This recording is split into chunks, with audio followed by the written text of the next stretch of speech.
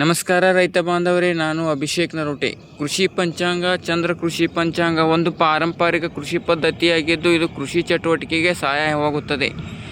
ದಿನಾಂಕ 4/8/2026 ಅಂದರೆ ಆಗಸ್ಟ್ ತಿಂಗಳು 4 ಮಂಗಳವಾರದ ಕೃಷಿ ಪಂಚಾಂಗ ನೋಡೋಣ. ಯಾವ ಕೃಷಿ ಚಟುವಟಿಕೆ ಮಾಡಲು ಯೋಗ್ಯ ಸಮಯ ಅಂತ ತಿಳಿದುಕೊಳ್ಳೋಣ. ಇವೆಲ್ಲವೂ ಗ್ರಹಗಳು ಮತ್ತು ರಾಶಿ ನಕ್ಷತ್ರಗಳ ಚಲನವಲನ ನೋಡಿಕೊಂಡು ಮಾಡುವುದು.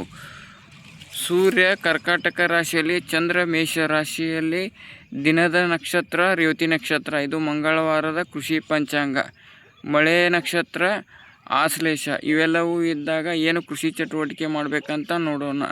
ನೀವು ಚಂದ್ರನ ಸ್ಥಾನದಲ್ಲಿ ಮೇಷರಾಶಿ ಇದ್ದಾಗ ಹಣ್ಣುಗಳಿಗೆ ಸಂಬಂಧಪಟ್ಟ ಕೃಷಿ ಚಟುವಟಿಕೆ ಮಾಡಲು ಒಳ್ಳೆಯ ಸಮಯ.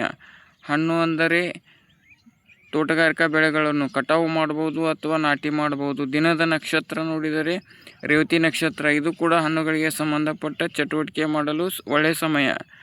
ಪುಷ್ಪಗಳಿಗೂ ಸಮಯ ಒಳ್ಳೆಯದು ಅಂತ ಹೇಳ್ತಾ, ದಿನನಿತ್ಯದ ಕೃಷಿ ಚಟುವಟಿಕೆಗಾಗಿ ನಮ್ಮ ಪೇಜನ್ನು ಫಾಲೋ ಮಾಡಿ ಅಂತ ಹೇಳ್ತಾ ಧನ್ಯವಾದ. ನಮಸ್ಕಾರ.